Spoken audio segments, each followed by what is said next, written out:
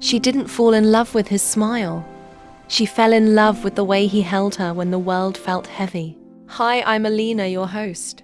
The rain had been falling since noon, turning the city sidewalks into silver, ribbons that reflected the soft glow of street lamps.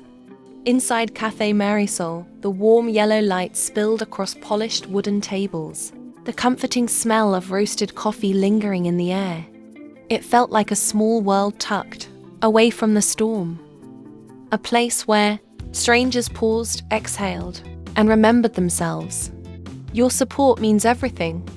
Like the video, share it with someone special, and subscribe for more heartfelt stories. Aisha had been working here for almost a year. She wasn't supposed to work today, but the cafe's manager called in a panic that morning. Can you cover the evening shift? Sarah's sick. Aisha agreed, even though tonight mattered to her. Her boyfriend, Ryan, was flying back into the city after 2 weeks abroad. They'd planned to have dinner, talk, maybe reconnect after days of silence. But work came first. Bills don't wait for romance. She tightened her ponytail, inhaling deeply to steady herself. Just get through tonight, she told herself. Smile, serve, go home. Try again tomorrow. The bell above the cafe door chimed, a soft metallic ring she had memorized. A man entered, shaking off raindrops from his umbrella. He wore a navy coat, a charcoal scarf, and carried an exhausted expression like someone carrying too much in too little time. He paused, taking in the warmth of the cafe, then exhaled and smiled. Slightly, quietly. Aisha noticed him immediately. He wasn't new. He always came around this time when it rained. His name was Zayden, though she only knew because he'd once accidentally left his card holder on the table and she returned it. He thanked her with a gentle, unexpected softness, the kind of softness that stays in your memory longer than you'd admit. He always sat by the window, the same corner table, and he always ordered the same thing, a caramel latte with extra foam. No sugar, no pastry, just the drink and silence. Tonight he looked different, a little heavier in sadness, like he'd walked through more than rain. Aisha approached with her small notebook, though she didn't need it. Good evening, she said, wearing the polite smile she'd mastered. Your usual. He looked up, and for a moment, time paused. It wasn't romantic. It wasn't dramatic. It was simply human. Two tired souls recognizing the weight in each other. He nodded. Yes, the usual. Thank you. As she turned to prepare his drink, her phone buzzed on the counter. From Ryan, she opened the message quickly. Ryan, just landed. I'll call you in 10. Ryan. And we need to talk. Her stomach dropped. We need to talk. Everyone knows those 4 words never mean something good. She locked her phone and steadied her breath. Behind her, the espresso machine hissed. The milk steamed. Foam rose like blooming.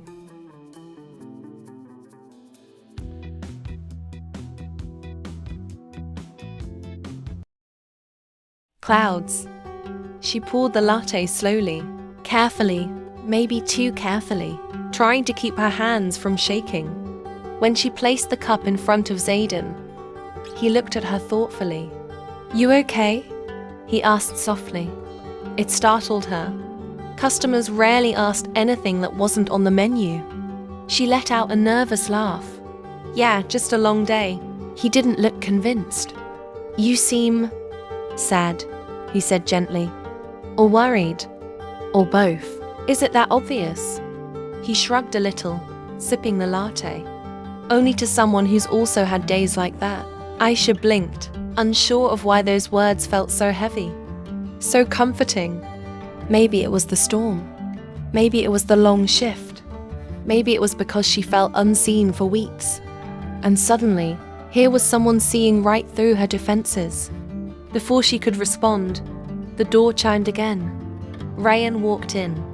Tall, sharp jawline, expensive jacket, The kind of man people noticed without him trying. He scanned the cafe, found her, and walked over, smiling without warmth. "Aisha," he said, kissing her cheek quickly, distracted. "Hey." Her heart tightened. Something was off. She led him to a quiet corner. Zayden's eyes followed for a second, then politely returned to the window. "Your trip was good?" she asked. "It was work," he said simply, glancing at his phone. "Listen, I don't want to drag this out." Aisha's chest hollowed. Rayan continued, voice controlled, almost rehearsed. "I think we're not in the same place anymore. You're busy, always tired, and I'm traveling non-stop. It's just not working." Her lips parted, but no sound came out. He wasn't angry, not emotional, just detached, like she was a task he was checking off. "We can still be friends," he added. The classic line. Aisha felt her pulse rushing in her ears. Her throat tightened. She forced herself not to cry. Not here, not at work, not in front of the man she'd spent 2 years loving. "Okay," she whispered. That was all she could manage. Rayan nodded, stood up, kissed the top of her head, a gesture that felt like pity, and left. Just like that, the bell chimed. The storm swallowed him, and Aisha stood there, heart cracking one slow line at a time. She returned to the counter mechanically, her body moving without her mind. Her breath shook, her vision blurred for a second, and then she heard a voice. "Aisha?" She looked up. Zayden stood a few steps away, concern written across his face. "Do you?" He hesitated, respectful. "Do you want a moment? I can wait, or I can leave if you need space." The kindness nearly broke her. "No," she whispered. "I'm okay, really." He shook his head softly. "No, you're not." And then he sat, not at his usual table, but at the counter, right in front of her. He didn't ask what happened. He didn't offer cliches. He just stayed. Sometimes, presence is the greatest comfort a person can give. Minutes passed quietly. The rain tapped against the windows like fingertips. Aisha wiped a cup that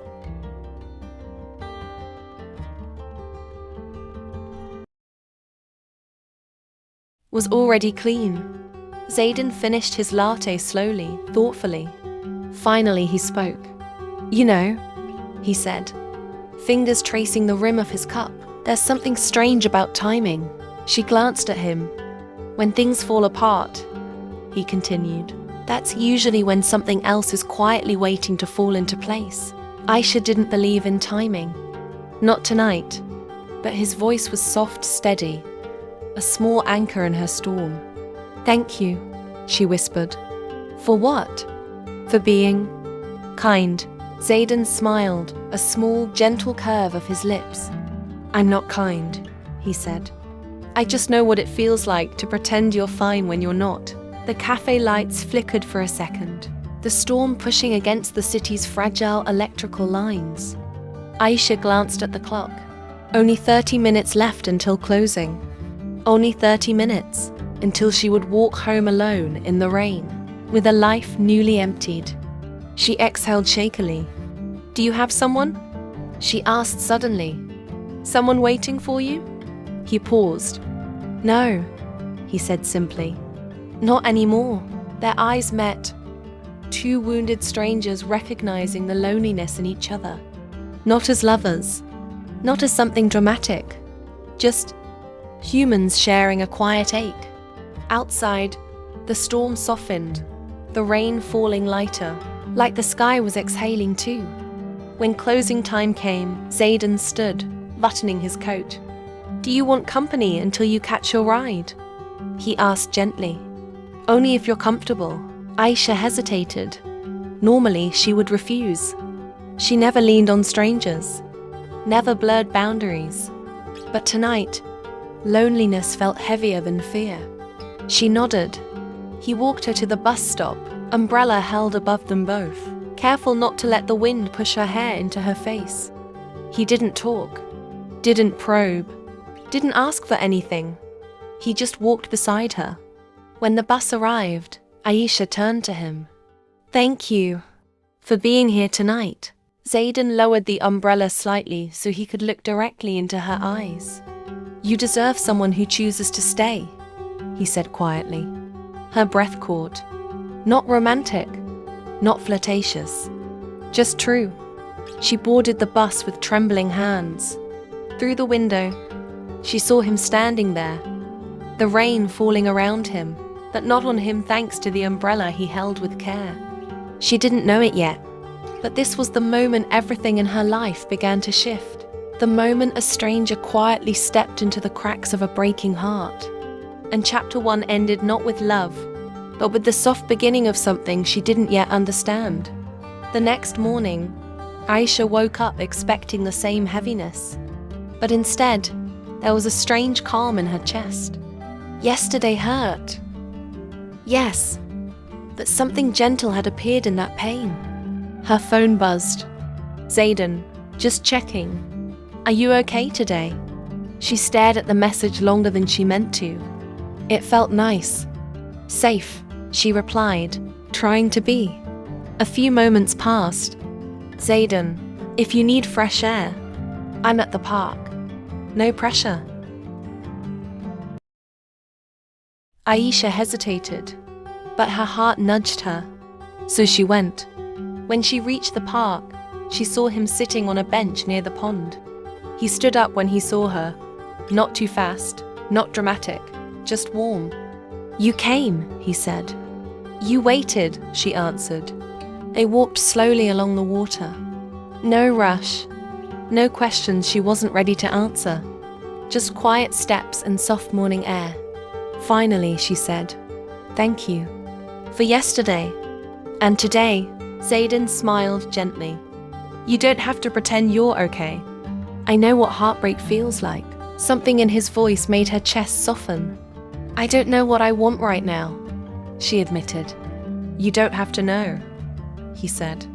"If all you need is a friend, I can be that. I'm not here to replace anyone. Just to stay." Those words, "to stay," touched her deeper than she expected. They sat on a small bench under the trees, drinking warm tea from a tiny cafe cart. They talked lightly about weather, work, childhood stories, nothing heavy, nothing painful. Slowly, she felt something she hadn't felt in months. Peace. When it was time to leave, she stood and faced him. "Can we do this again?" she asked softly. Zayden nodded with a calm smile. Anytime.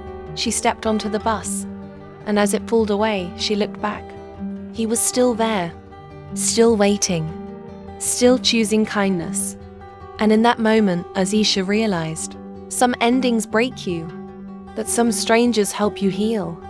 And sometimes, love doesn't return loudly. It returns gently, step by step, with someone who simply stays. Subscribe. The end.